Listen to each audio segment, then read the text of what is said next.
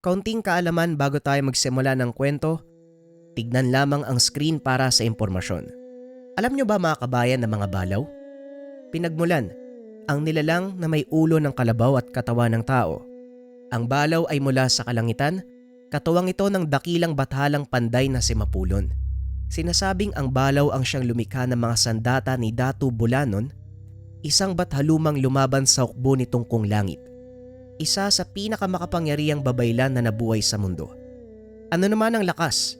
Ang balaw ay nagtataglay ng pambihirang lakas. Kaya nitong wasakin ng isang kabundukan gamit ang kanang kamay. Sinasabi ding ang sungay nito ay may kakayahang mag-ipon ng enerhiya mula sa kidlat at ginagamit ito bilang panlaban. Ano naman ang naitutulong nito sa katauhan? Sa kabila ng nakakatakot na reputasyon at pisikal na anyo, ang balaw ay isa sa pinakamatulunging nilalang. Sila ang kadalasang katuwang ng mga manggagawa, lalo na ng mga katutubong nagmula sa kabundukan. Naging katulong din sila ng mga datu sa pakikipagdigma. Maraming kadatuan ang humiling ng tulong sa balaw na siya namang naging dahilan ng maraming tagumpay.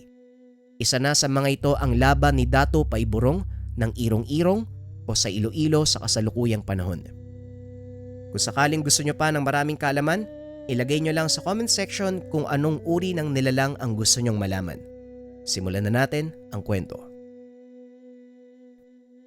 Kung si Marco ang kausap mo, siguradong may nakahanda na siyang patibong para sa'yo.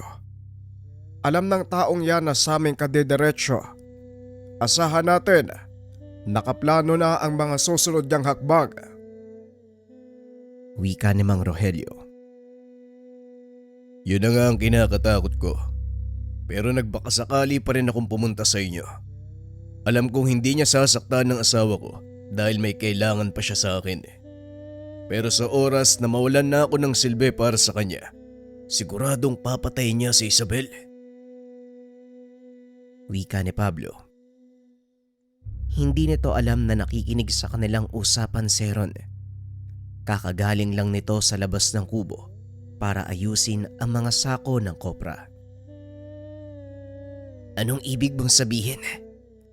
Hawak ni Marco si nanay? Paano nangyari yun? Tanong ni Ron. Napalingon ng dalawang nakakatanda dahil hindi nila akalaing papasok ang binata sa kubo. Tinangay nila ang nanay mo habang nasa bayan ako. Hindi ko inaasahan na gagawin nila to eh. Ang kapalit ng buhay ng nanay mo, Heron, ay ang ulo niyong dalawa ni Manong Rogelio. Kahit isuko mo kami ni Tio Rogelio, hindi ka makakasigurado na bubuhayin siya ni nanay. Tuso si Marco at sisiguraduhin nun na mananalo siya. Wika ni Heron.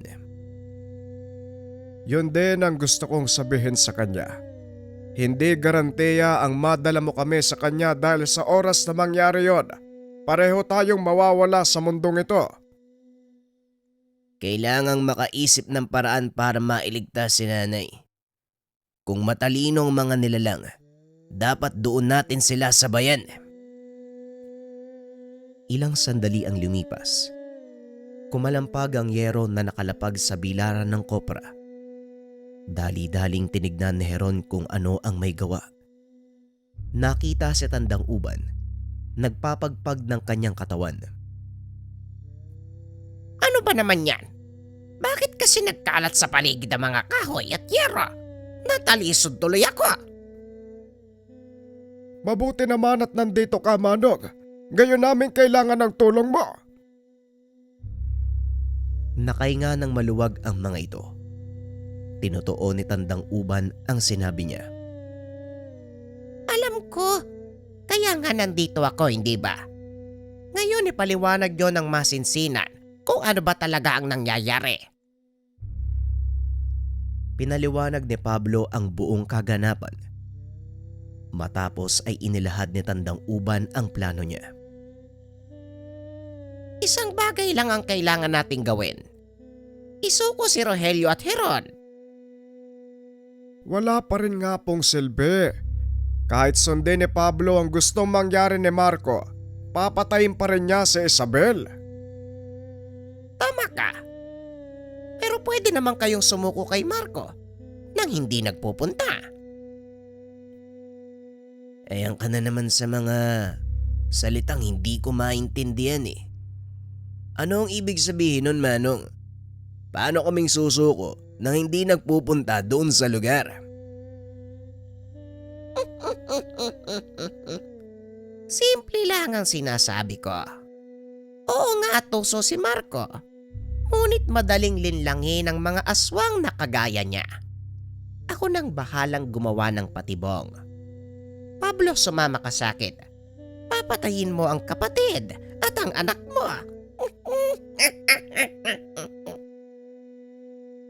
Nagkatinginan si Mang Rogelio at Heron. Samantalang si Pablo naman, pikit matang sumunod sa matandang ermitanyo. Ano pong ibig niyong sabihin, Manong? Paano kung papatayin ang anak ko? Pati na rin si Manong Rogelio? Nakikita mo ba ang malalaking puno ng saging? Pumutol ka ng dalawa sa mga yon. Tansyahin mo lang ang taas. Kailangan kasing tangkad ng kapatid mo, pati na rin ni Heron. Pagpapaliwanag ni Tandang Uban. Nagtaka si Heron at Mang Rogelio sa ginagawa ng dalawa. Anong gagawin ni tatay sa puno ng saging? Talagang ngayon pa siya magluluto, ha? Hindi, teka. Mukhang alam ko na ang binabalak ng ermitanyong yan. Patuloy nilang inobserbahan ang ginagawa ng dalawa. Ilang sandali pa nagulat si Heron nang makita ang katawan nila ni Mang Rogelio nakahandusay sa bilaran ng kopra. Teka, sandali lang. Totoo bang ako yan? Paano mong nagaya yung itsura namin, Manong? Anong ginawa mo? Ang kakayahan na yan, lumang pamamaraan ng mga aswang upang dukutin ang kanilang mga biktima. Ginagamit nila ito upang malinlang ang mga pamilya. Tama ba ako, Tandang Uban? Tama ka. Ito nga ang ginagawa ng mga aswang kapag dumudukot sila ng mga biktima. Pero may kaunti akong ginawa para hindi mahalatang peke ang mga katawang iyan. Wika ni Tandang Uban. Sabay kumpas ng kamay. Biglang kumilos ang dalawang katawan at tumayo sa tabi ni Pablo. Ayon sa matanda, nilagyan niya ito ng kapirasong kaluluwa mula kay Mang Rogelio at Heron. Nang sa ganon magmukhang makatotohanan ang mga replika ng kanilang katawan. Hindi ko alam kung paano kayong papasalamatan. Tandang Uban, kung hindi dahil sa inyo, wala akong magagawang paraan.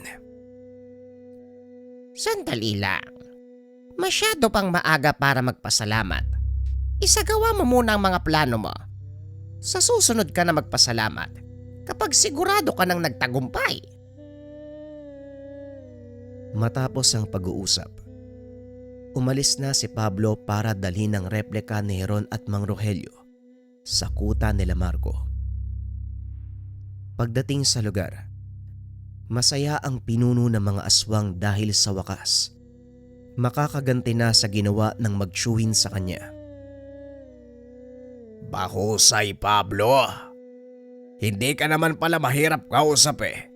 At dahil tinupad mo ang kailangan ko, ibabalik ko na din ang asawa mo. Pero bago yon, may isang bagay pa akong ipapagawa sa'yo. Wika ni Marco. Nanlaki ang mga mata ni Isabel nang makita ang anak na nakatali ang mga kamay at punong-puno ng sugat. Anong ginawa mo, Pablo? Bakit ka nakinig sa taong yan? Tanong ni Isabel. Dahil yon ang makakabuti para sa lahat.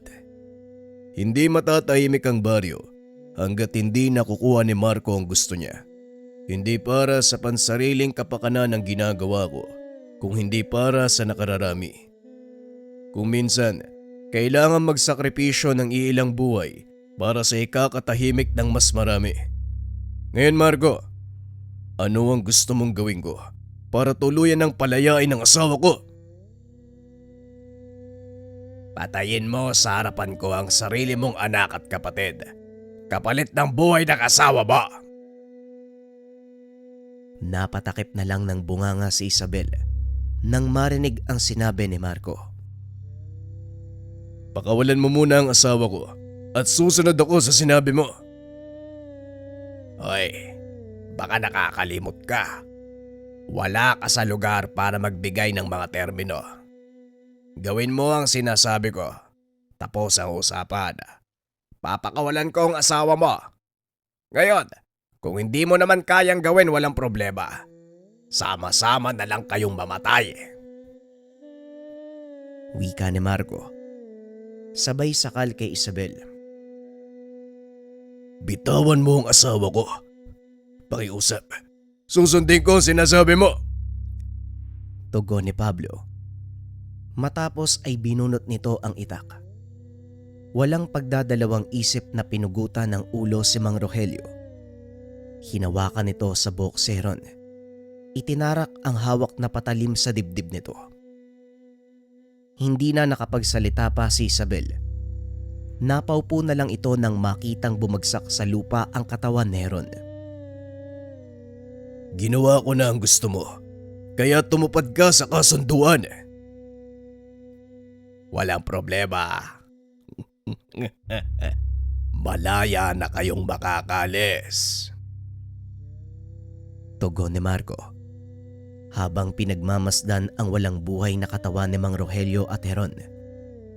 Dali-daling itinayo ni Pablo ang asawa at naglakad papalayo sa lugar. Ngunit hindi pa man sila nakakalabas sa mismong lugar. Muli silang hinarang ng mga kasamahan ni Marco. Anong ibig sabihin nito, Marco? Sinunod ko ang gusto mong mangyari. Pinatay ko ang sarili kong kapatid at anak. Ano pa ang kailangan mo? Pasensya na. May nakalimutan akong sabihin sa'yo. Huwag kang makikialam sa lahat ng aktibidad ng mga kasamahan ko. Kung ayaw mong sumunod kayo ng asawa mo kina Mang Rogelio. Maliwanag ba? Bahala ka sa buhay mo. Gawin mo ang gusto mo. Huwag mo lang gagalawin ang pamilya ko. Anong ginagawa mo? Tumulad ka din sa taong pinalitan mo eh. Makasarili ka, Pablo. Hindi ko akalaing ikaw ang lalaking pinakasalan ko. Hindi ko inaasahan na handa mong ipagpalit ang buhay ng sarili mong anak sa pansarili mong kapakanan. Hindi na nagsalita si Pablo. Nagpatuloy ito sa paglalakad hanggang sa makarating sila sa isang ligtas na lugar. Alam kong hindi ka maniniwala, Isabel, pero sumama ka sa akin. May pupuntahan tayo. Pasensya na pero ayoko nang maniwala sa'yo. Matapos yung mga nakita ko, unti-unti kong napagtanto na hindi ikaw yung tipo ng tao na gusto kong makasama sa buhay. Hinawakan ni Pablo ang kamay nito. Sapilitang hinila papunta sa koprahan. Narinig nito na may nag-uusap-usap sa kubo ni Mang Heron. Naroon din ang dalawang asong gubat. Maging ang mga tuta ni Heron. Naglalaro sa bilaran ng kopra. Teka, anong ibig sabihin nito, Pablo? Sino yung mga taong nasa loob ng kubo? Bakit hindi ka pumasok para malaman mo? Habang nakangiti, naglakad papasok sa kubo si Isabel. Hindi ito makapaniwala nang makitang masayang nakikipag-usap si Heron at Mang Rogelio kay Tandang Uban. Anong ibig sabihin nito? Sino yung mga taong pinatay ni Pablo sa harapan ko kanina? Tanong ni Isabel. Dali-daling tumayo si Heron at niyakap ang ina. Huwag kang mag-alala, Nay. Ligtas ka na. At kung ano man ang nakita mo kanina, palabas lang yon ni Tandang Uban para linlangin ang mga kalaban. Malamang sa mga oras na to, napagtanto niya na ang ginawa namin. Wika ni Heron. Pasensya ka na kung kinakailangan mong pagdaanan ng lahat ng yun. Sinabi ko naman sa'yo na magtiwala ka lang sa akin, di ba? Kilala mo ko. Hindi ako masama kagaya ng iniisip mo. Kailangan ko lang makipaglaro sa labang gusto ni Marco. Magpasalamat na lang tayong gumana ang ating plano. Pero hindi rin magtatagal. Mapapagtanto ni Marco na peke ang mga katawang dinala mo sa kanya, Pablo. Mas makakabuti kung dumito muna kayo. Tugon ni Mang Rogelio. Samantala, sa panig naman ni Marco. Magsipaganda kayo mga kasama. Ngayong wala nang hahadlang sa mga plano ko, maaari na nating gawin ang anumang binabalak natin sa baryo. Wika ni Marco. Lumapit sa kanya ang isa sa mga kasama. Marco, ano ang gusto mong gawin sa mga bangkay? Tanong ni Pido. Hayaan nyo lang muna sila. Mamaya ako magpapasya kung ano ang gagawin sa mga yan. Sa ngayon, sabihan nyo ang mga kasama nating nagtatago. Pwedeng-pwede na silang lumabas. Wika ni Marco at kagad na umalis si Pido. Sinunod ang pinag-uutos ng pinuno. Nang gabing iyon sinalakay nila ang baryo. Walang alam ang mga aswang na isa ito sa mga patibong nila Mang Rogelio. Pagdating ng pangkat ni Marco sa baryo, wala ng tao sa mga tahanan. Anong nangyari? Bakit wala ng tao dito? Kakagaling ko lang dito, Marco. Ilang oras pa lang ang nakakalipas, kaya imposibleng mawala sila kagad. Halugugin nyo ang paligid. Malamang nagtatago lang ang mga tao. Natunugan nila ang pagdating natin pero paano? Hindi naman kaya pinuno. Naisahan tayo ni Pablo. Imposible ang sinasabi mo. Nakita ng dalawang mata ko kung paanong ginilitan ni Pablo ang kanyang kapatid at sariling anak. Tugon ni Marco. Nilibot ng mga kasama nito ang paligid. Ngunit tanging tahanan ni Pablo ang may tao. Si Pablo at ang kanyang asawa naroon sa kanilang tahanan. Ano ang gusto mong gawin namin, Marco? Patayin niyo ang mag-asawa.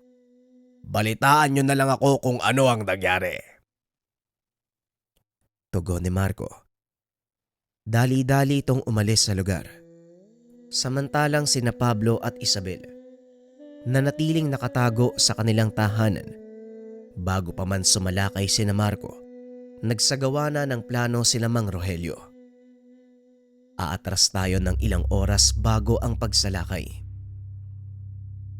Siguradong sasalakay na sila Marco sa baryo. Ngayong alam nila na wala nang makakapigil sa mga binabalak nila. Nais kong umuwi kayo sa tahanan para magsilbing pain. Isama nyo si Kambang at Kumpol. Huwag kayong magpapalata. Nasa paligid lang kami ni Ron. Ngayon natin tatapusin ang laban. Hindi ako makapaniwala na maririnig ko ang mga salitang yan sa'yo, Manong. Para bang nawala yung mahinahon mong pagkatao? Kailangan nating makiangkop sa mga pangyayari. Dahil kung hindi, maaari tayong lamunin ang makaluma nating sistema. Mauunawaan mo rin ang sinasabi ko. Sa ngayon lumakad na kayo. Nang maagapan natin ang sakunang nagbabadya. Wika ni Mang Rogelio. Mabilis na umalis ang mag-asawa. Binalaan ang mga tao. Minsan nang naganap ang ganitong pagsalakay, kaya hindi na nahirapan pa si Pablo na kumbinsi ng mga kababaryong lumikas pansamantala. Balik tayo sa kasalukuyan. Walang kamuwang-muwang sinapido sa nag-aabang na patibong. Kumatok ang mga ito sa pintuan ni Pablo na kagad niya namang pinagbuksan. Anong ginagawa niyo dito? May usapan kami ni Marco. Anong kailangan niyo sa akin? Pasensya na. Napagutusan lang ako. Wika ni Pido. Sabay tulak kay Pablo papasok ng tahanan. Wala siyang kamalay-malay. Nakatago sa likod ng pintuan si Kambang at Kumpol. Nagulat na lang ito nang marinig ang pag-angil ng mga ito. Dahan-dahang lumingon si Pido. Nakita ang dalawang malalaking asong nakatitig sa kanya. Kapwa handang sumalakay. Malaking pagkakamali ang pagsalakay niyo dito sa baryo. Yan ang napapala ng mga taong hindi marunong sumunod sa napagkasunduan. Wika ni Pablo. Nang bitawan nito ni Pido, walang pagdadalawang isip na dinamba ni Kambang ang kalaban.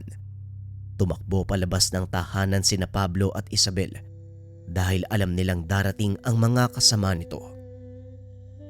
Paglabas nila ng tahanan, nakita ng mag-asawa ang napakaraming aswang na nakapalibot sa kanila. Isabel, huwag kang lalayo sa tabi ko. Huwag kang mag-alala. Darating ang tulong. Nasa paligid lang si Manong Roelio. Wika ni Pablo. Nang mga sandaling iyon, naghahanda na ring sumalakay si Heron. Sandali lang. Bakit hindi ko nakikita sa paligid si Margo?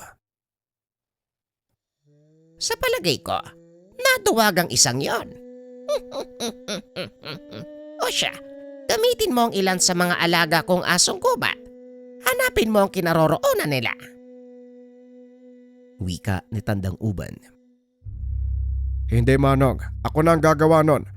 Maiwan ka dito Herod. Kailangan ng mga magulang mo ang tulong. Ilabas mo sila sa kawan ng mga aswang na yan. Wika ni Mang Rogelio. Sumang-ayon ang binata sa plano nito. Matapos ang pag-uusap ay dali-daling sumugod si Heron kasama ang ilan sa mga alaga ni Tandang Uban. Laking gulat ng mag-asawa nang marinig ang alulong ng mga aso sa paligid. Maging sina Pablo, noon lang nakita ang ganong kalalaki at karaming asong gubat. Tay, umalis na kayo dito. Nasa likod ng mga punong yan si Tandang Uban. Wika ng binata. Dali-dali namang tumakbo sina Pablo. Hinabol sila ng ilan sa mga kalaban. Ngunit hinarang ng mga asong gubat ang mga ito. Kaya ligtas na nakapunta sina Pablo sa kinaroroonan ni Tandang Uban. Isabel, maiwan ka dito. Kailangan kong tulungan si Heron. Hindi ko pwedeng pabayaan ang anak natin. Isa pa, tungkulin ko ipagtanggol ang baryong ito. Hindi kita pipigilan, Pablo, pero mag-iingat ka. Hindi pangkaraniwang tao ang kalaban mo. Huwag kang mag-alala. Malaki ang tiwala ko sa mga kasama natin.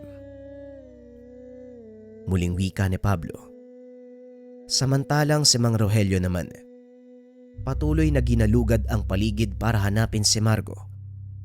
Ngunit sa hindi malamang dahilan, biglang binalot ng makapal na usok ang paligid.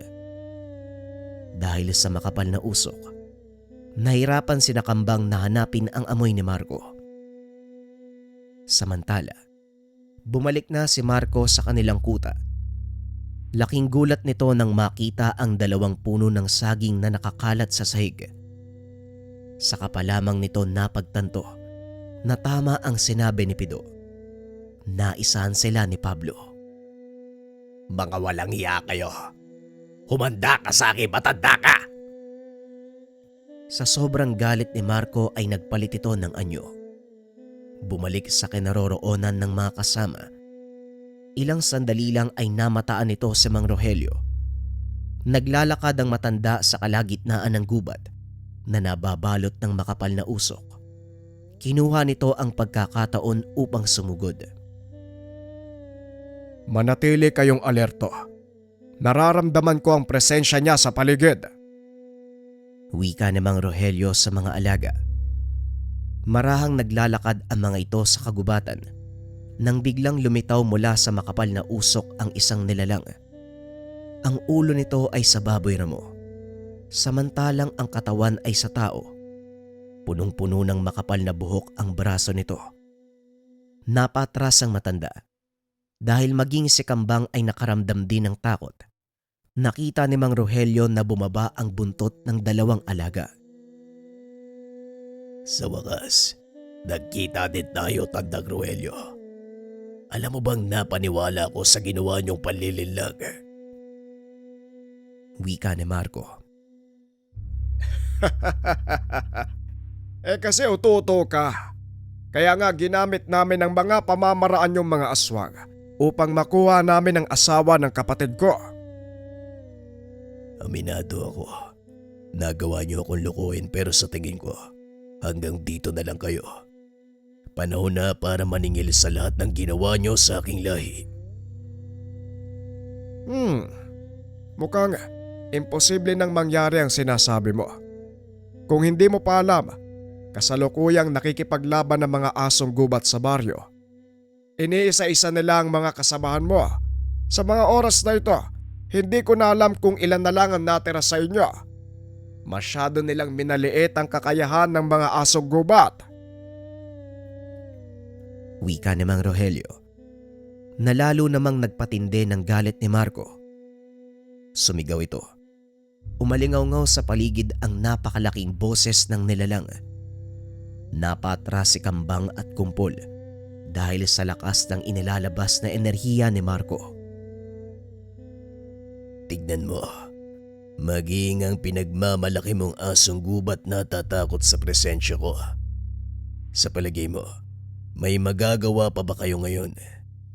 Ikaw ang nagdala nito sa sarili mo, Mang Rogelio. Walang awa mong pinatay ang kapatid ko. Kayo ang unang ng gulo. Kayo ang sumira ng katahimikang ito.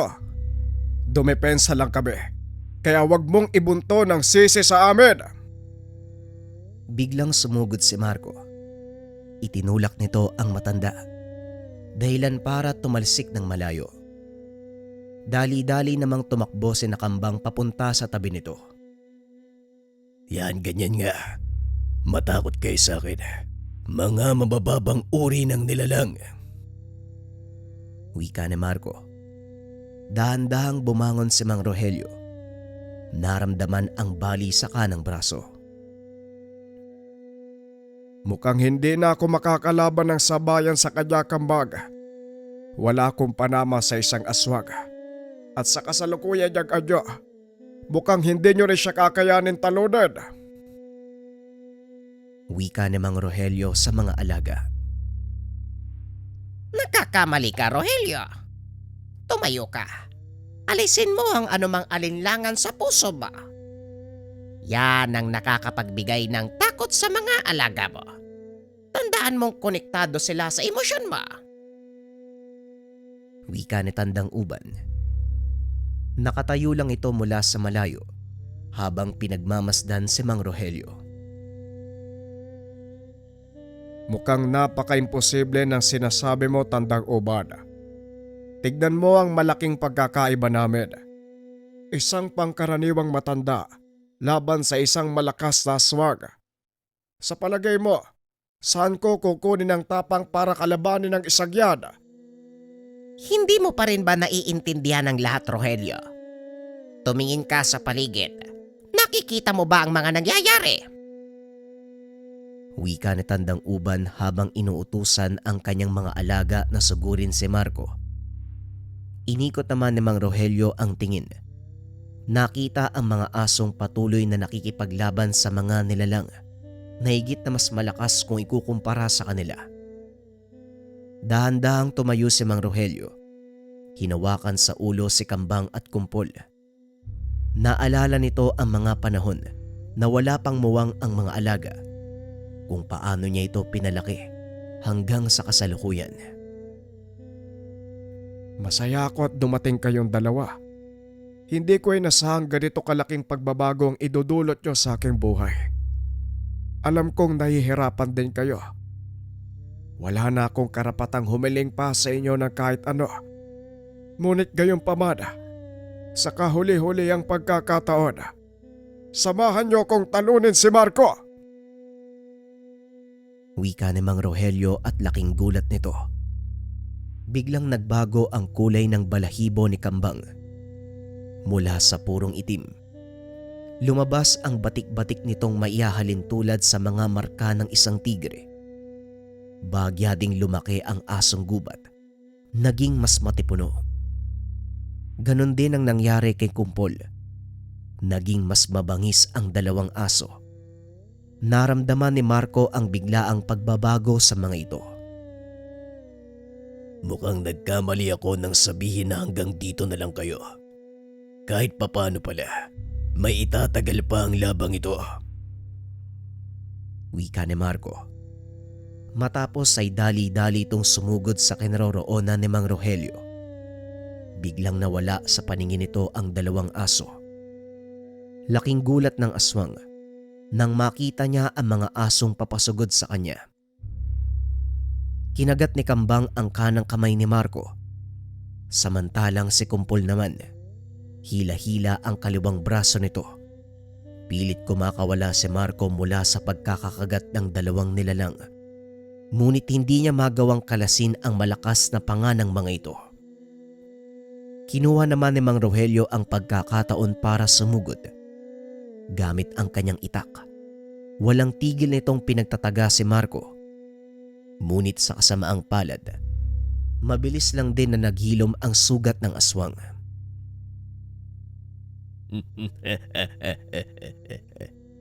Mukhang nakalimutan mo yata. Isa akong aswang, Mang Rogelio. Hindi ako tatabla ng sandatang hawak mo.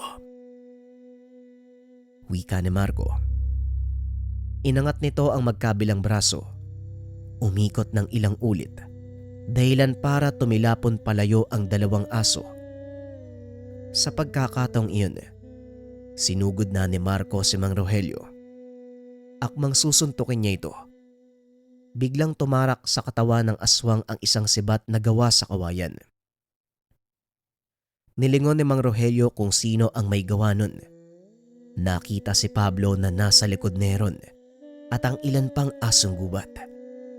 Sa udyat ng binata, isa-isang sumugod ang mga aso. Pinagtulungan ng mga aswang. Halos magkandalasog-lasog na ang katawan nito nang pakawalan siya ng mga galit na nilalang. Sumuko ka na, Marco.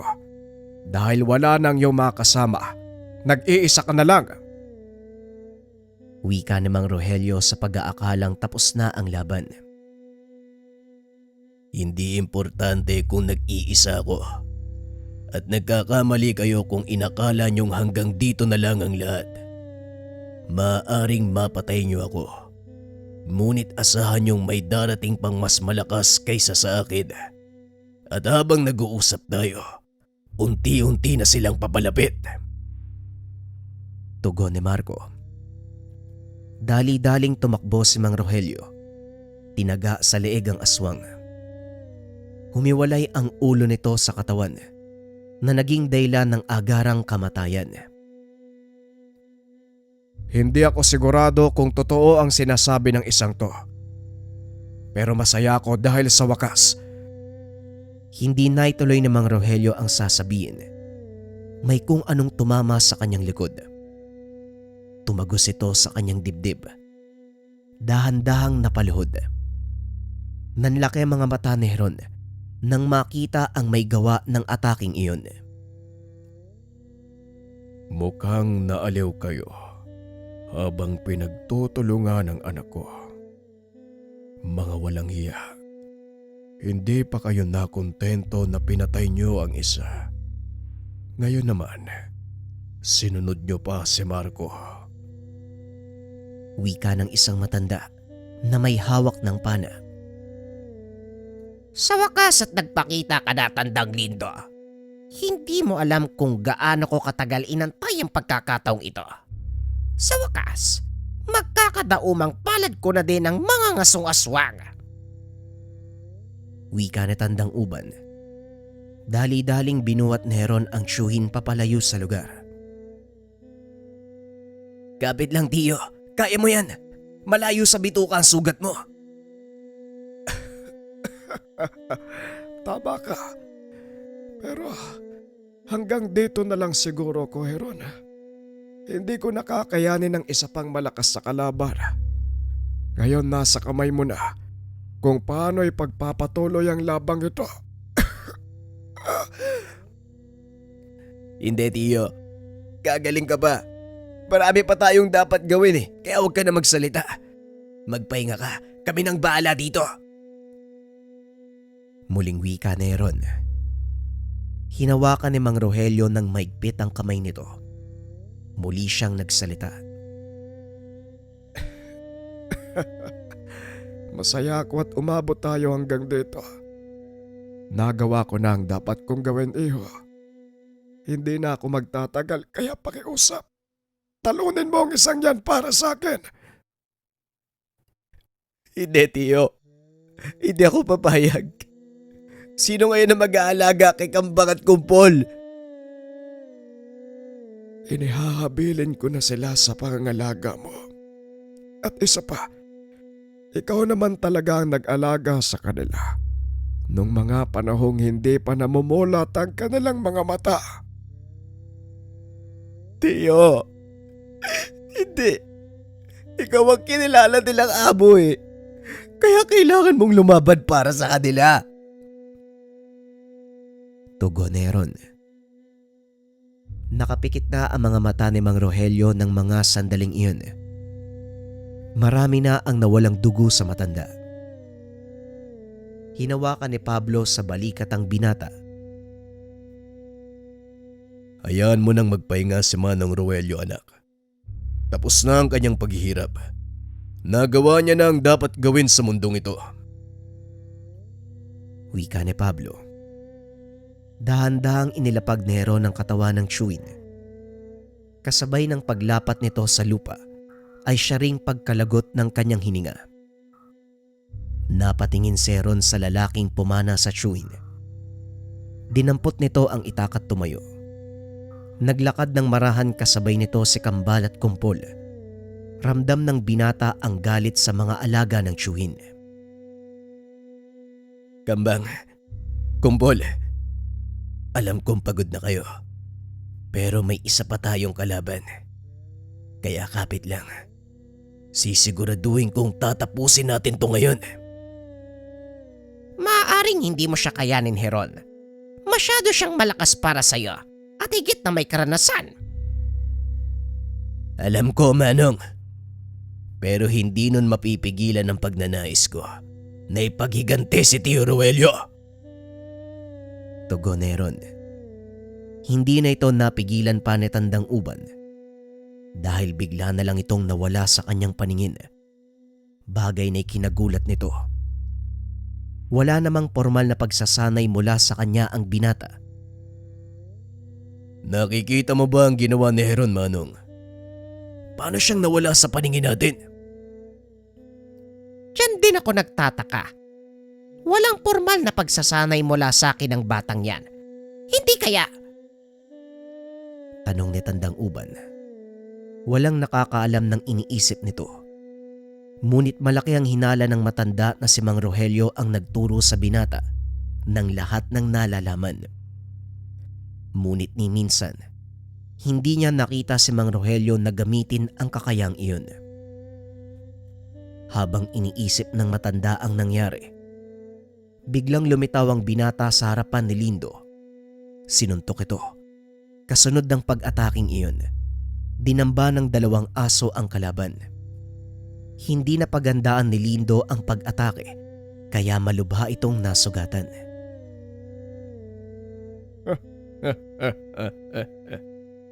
Naisahan mo ko dun Pasensya na dahil hindi ko inaasahan ng kagaya mo. Walang nakapagsabi sa akin ng tungkol sa'yo. Wika ni Lindo. Maging ako na sorpresa din sa ginawa ko. Hindi ko nga alam kung kaya ko pang ulitin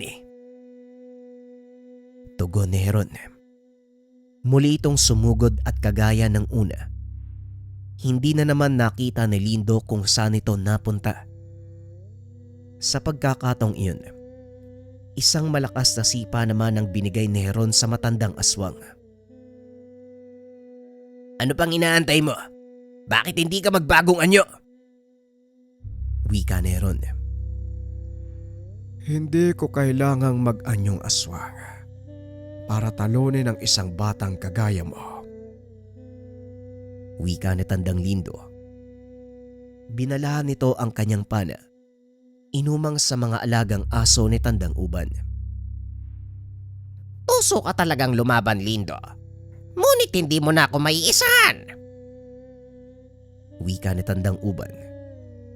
Nagsipagtakbuhan ang mga aso papasok sa kagubatan.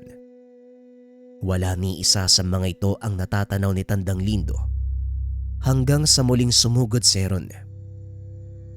Ginamit ito ang likod ng kanyang itak upang hampasin ang kamay ng matanda, dahilan para mabitawan nito ang palaso. Kasunod ng ataking iyon, isang malakas sa suntok, dahilan para mawala sa konsentrasyon ng matanda. Isa-isa namang sumugod ang mga asong gubat. Salitan ang mga ito sa pagkagat sa matanda, hanggang sa tuluyan ng mapunit ang suot nitong damit.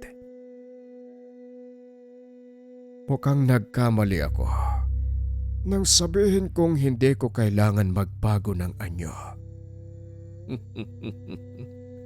Sige, humanda ka, binata.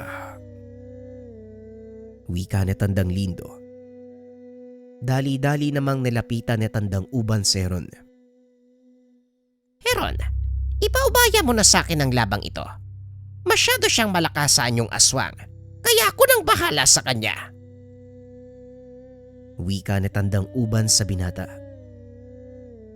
Hayaan niyo kung tumulong, Tandang Uban. Kaya ko din naman siyang labanan eh. Hindi, Heron. Nawala na ang unang tagapangalaga ni Kambang at pati na rin ni Kumpol. Hindi ko nahahayaang mawala ka pa. Wika ng matanda. Hinarangan nito ng ilang asong gubat upang hindi makisali.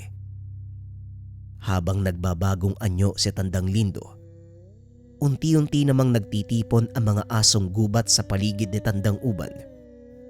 Maliban sa dalawang alaga ni Mang Rogelio na si Kambang at Kumpol. Nakatayo ang mga ito sa tabi ni Heron upang masigurado ang kaligtasan ng binata.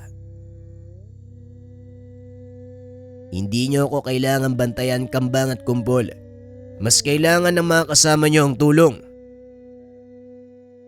Wika ng binata. Ngunit umangil si Kambang. Napaatras si Heron. Oo na, makikinig na ako, kalma lang. Muling wika ng binata sabay upo sa ugat ng kahoy.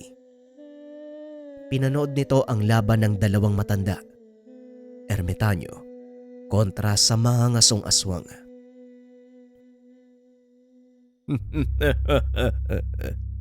Tignan natin ngayon kung ano ang magagawa mo.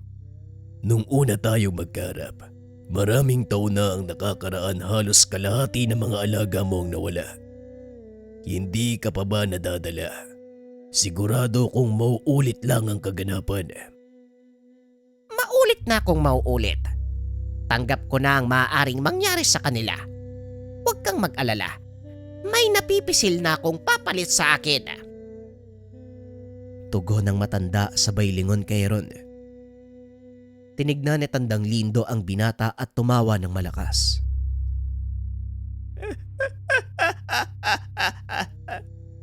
Tignan mo nga ang sinasabi mong hahalili sa'yo. Hindi makaalis sa bantay niyang mga aso. Paano mong nakita ang pagiging karapat-dapat mula sa kanya?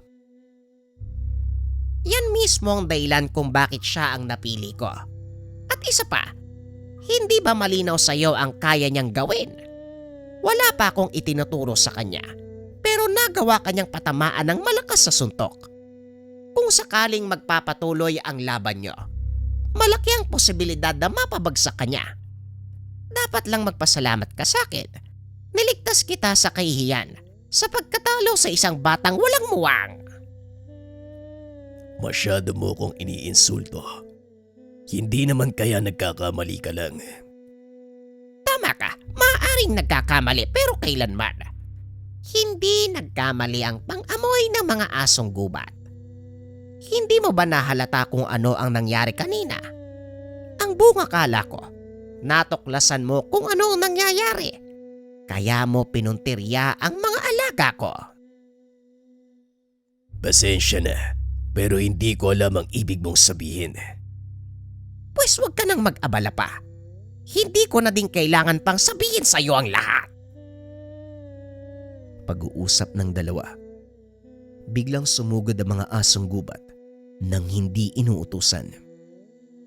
Sinakmal nila si Tandang Lindo, ngunit hindi naaapektuhan ng kagat ng mga ito ang katawan ng matandang aswang. Hindi tatalab sa akin ang kagat ng mga alaga mo. Nagsasayang kayo ng lakas. Wika ni Tandang Lindo. Sabay kumpas ng kamay. Nagtalsika ng mga asong gubat. Kinuha naman itong pagkakataon ni Tandang Uban para sumalakay. Laking gulat ni Tandang Lindo dahil nang lingunin niya sa Tandang Uban, malapit na ito at nakaamba ng suntok. Tumama ito sa panga ni Tandang Lindo dahilan para matanggal ang kaisa-isa nitong ngipin. Anong nangyari? Hindi mo ba inaasahan na kaya ko pang sumuntok ng ganon? Walang iya ka, matanda ka. Humanda ka sa akin. Nagpalitan ng suntok ang dalawang matanda. Habang nangyayari ang laban, hindi naman maiwasang mapatayo ni Heron sa kinauupuan.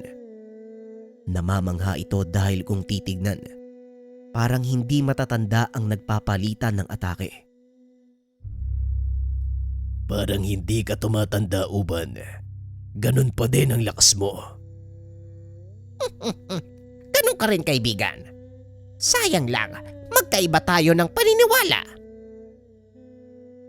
Nanariwa sa dalawang matanda ang nakaraan. Kapwa nakatayo ang mga ito habang iniintay kung sino ang mauunang sumalakay. Parehong nagpapakiramdaman ang dalawang matanda na tila sinusukat ang lakas ng bawat isa. Hindi ko alam kung ano nangyari. Bakit nakatayo lang silang dalawa? Tanong ni Heron. Wala akong ideya. Parang naglalaban silang dalawa sa pamamagitan ng isipan. Tumayo si Heron upang tignan ng mabuti ang ginagawa ng mga ito. Nang bigla siyang hinawakan ni Kambang, hinawakan nito ang ulo ng alaga. Huwag kang mag-alala. Hindi ako makikisali sa laban nila. Baka kung anong mangyari sa... Biglang may pumasok na pangitain sa kanyang isipan. Nakita nito ang dalawang binatang magkasama. Ang isa ay may mga kasamang aso. At yung isa naman, mahaba ang buhok, may hawak na pana. Sa isip ni Heron, ang isa ay si Tandang Uban at yung isa naman ay si Tandang Lindo. Magkasama ang mga ito sa lahat ng gawain. Kung titignan, mistulang matalik na magkaibigan ang dalawa. Sabay lumalaban ang mga ito sa mga ngasong pumapasok sa gubat upang manghuli ng mga mabubangis na hayop. Hindi mapaghiwalay ang dalawang binata, isang mangangaso at isang tagabantay. Isang kaganapan ng mistulang naglagay ng harang sa pagitan ng dalawang binata. Ito ay ang katotohanan ng isang aswang si Lindo. Kalaban naman ng pamilya ni Uban ang mga ito. Simula nang sumiwalat ang katotohanan, hindi na muling nagkita ang dalawa bilang magkaibigan. Sa tuwing magkakarap ang mga ito, isang labanan ang nagaganap. Ipagpatawad mo, kaibigan, pero wala na akong magagawa. Tadhana ang nagtakda ng ating kapalaran. Hanggang dito na lang siguro ang pagkakaibigan natin. Wika ng binatang si Lindo. Tama ka. Malungkot man ang pangyayaring ito, ngunit wala na tayong magagawa. Sikapin na lang natin na huwag magtagpo ang landas natin sa labanan. Tugon ng binatang Uban. Kapwa naglakad ang mga ito palayo sa isa't isa. Dito na naputol ang pangitain. Napatingin si Heron kay Kambang. Naupo ito para kausapin ang alaga. Matalik na magkaibigan yung dalawang yan? Tanong ni Aaron. Napagtanto ng binata ang dahilan kung bakit pinipigilan ng mga alagang asong makisali. Dahil ang tunggaliang iyon sa pagitan ng dalawang matalik na magkaibigan. Tumayo si Aaron at sinigawan ng mga ito. Kayong dalawa, magsitigil kayo bago nyo tuluyang mapatay ang isa't isa. Napatingin ng dalawang matanda. Sumagot si Tandang Lindo. Huwag kang makikialam kung ayaw mong ikaw ang pagdiskitan ko. Hindi pa ako nakakaganti sa ginawa ng matandang to sa akin. Natanggal ang nag-iisang ngipin ko dahil sa suntok niya. Tugon ni Tandang Lindo. Napansin ni Aaron na nagbalik ito sa anyong tao. Napangiti na lang si Aaron dahil hindi na ito nakakaramdam ng galit sa magkabilang panig. Hindi alam ng binata kung ano ang nangyari. Ngunit ramdam nito ang kakaibang kapayapaan. Bahala kayong dalawa kung gusto nyong magbugbugan hanggang mag-umaga. Kayong bahala. Matatanda na kayo. Wika ni Aaron sabay balik sa upuan. Patuloy na naglaban ang dalawa hanggang sa kapwa bumagsak ang mga ito. Ngayon lang uli ako nakaramdam ng ganitong pagod sa loob ng mahabang panahon. Ganon din ako. Masaya ako. Wala na tayong kailangang sunding batas ng sarili nating mga lahi. Tinupad mo ang pangako mo sa akin, Uban. Pinatunayan mo lang na tunay kitang kaibigan. Wika ni Tandang Lindo. Nakaiga ang dalawa sa lupa. Habang nag-uusap, tumabi sa kanila ang mga asong gubat. Habang nagpapahinga, kapwa natulog ang mga ito hanggang sa sumikat ang araw. Ngayon nauunawaan mo na kung bakit gusto kong labanan si Lindo. Alam kong kaya mo siyang talunin, ngunit hindi yon ang gusto kong mangyari.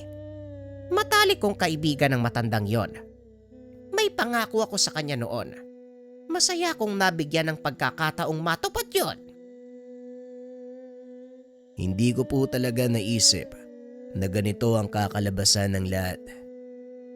Nakakapanghinayang lang na wala si Tio Rogelio dahil sa kagustuhan nating ipagtanggol ang mga tao. Sinong nagsabi na namatay ang tiyuhin mo? Huwag kang mag-alala. Kaya ko siyang iligtas. Nawalan lang ng malay ang matandang yon dahil nakakita ng dugo. Hindi malala ang tama niya. Walang namamatay sa palasong walang tulos. Napalingon si Aaron nang marinig ang boses ni Tandang Lindo. Anong ibig mong sabihin? Hindi ko maintindihan eh. Dalawa sa mga anak mo ang namatay sa nangyaring hidwaan. Pero bakit parang baliwala lang sa'yo?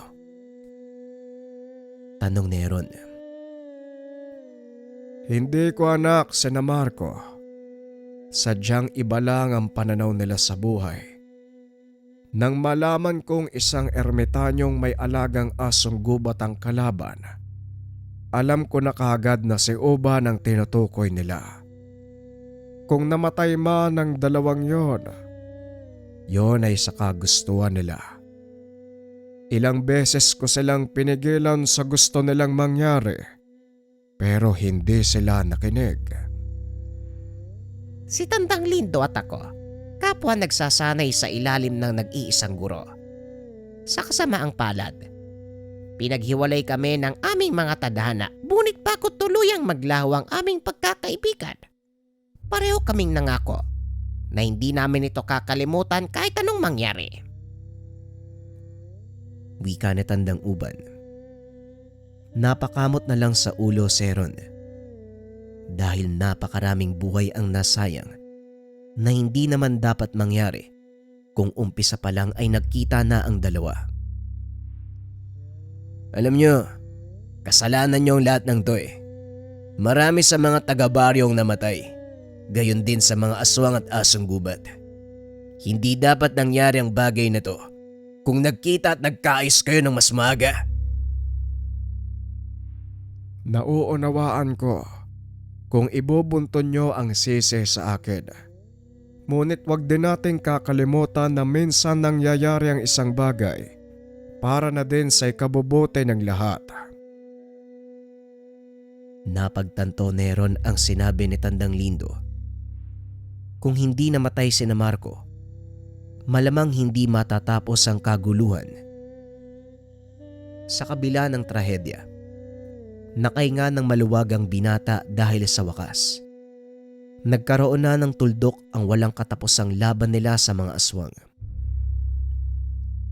Makalipas ang ilang araw, muling nagbalik sa ayos ang lahat. Maging ang baryong kamuntikan ng mawasak, pinagtulungang ayusin. Naging mas mapayapa ang kapaligiran nang malaman ng mga tao na pinangangalagaan ng dalawang malakas na nilalang ang baryo. Unti-unti ring nakabawi si Mang Rogelio sa kanyang pinsala, ngunit tuluyan ng pinaubaya kay Heron ang pangangalaga sa mga asong gubat.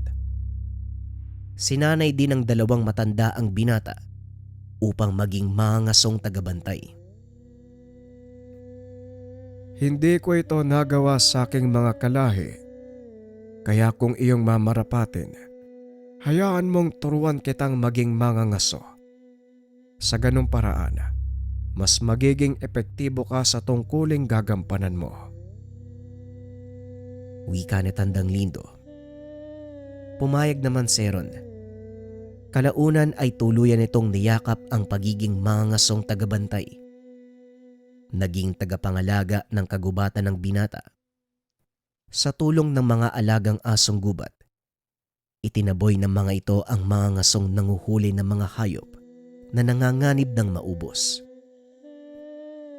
Pinarami din ng binata ang lahi ng mga asong gubat para mapangalagaan ng maayos ang mga ito. Minabuti nilang ipakilala ang lahi ng mga aso sa taga-baryo. Buong puso namang tinanggap ng mga tao ang kanilang presensya. Samantalang sina Tandang Lindo naman at Tandang Uban, muling nanirahan sa kagubatan. Simula nang lumisan ng mga ito, wala nang nakakita sa kanila. Siguro, masaya na ang dalawang matandang yon sa pinili nilang buhay. Hayaan na natin sila magpahinga. Matagal na panahon nilang inasamang muling magkasama. Wika ni Heron. Nang minsang tanungin ito ni Mang Rogelio tungkol kay Tandang Uban. Tama ka, Heron. O siya, ituloy mo na ang trabaho. Marami pa tayong ibibilad ngayong araw. Nagpatuloy ang buhay para kay Heron.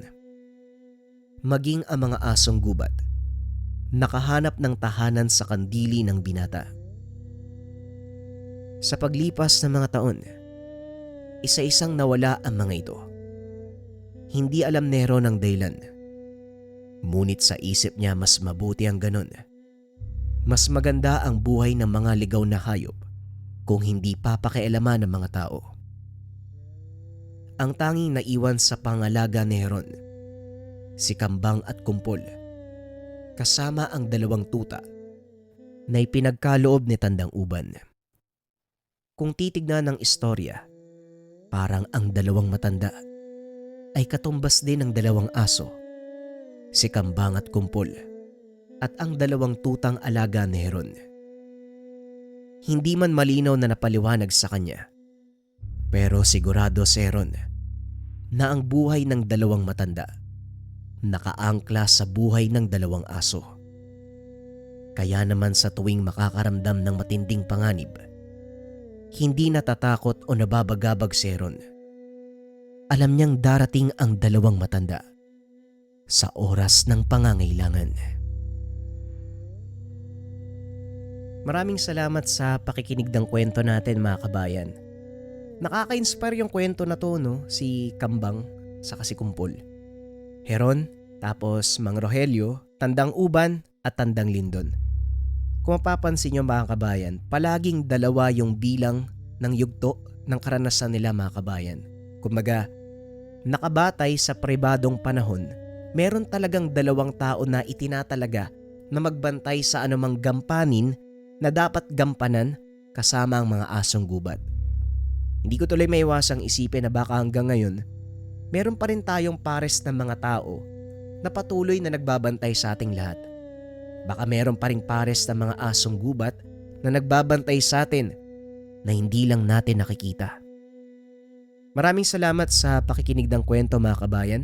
Kung nagustuhan ninyo ang kwento, mag-comment, subscribe, share nyo na rin ang storya dahil malaking tulong to para sa channel. Maraming salamat.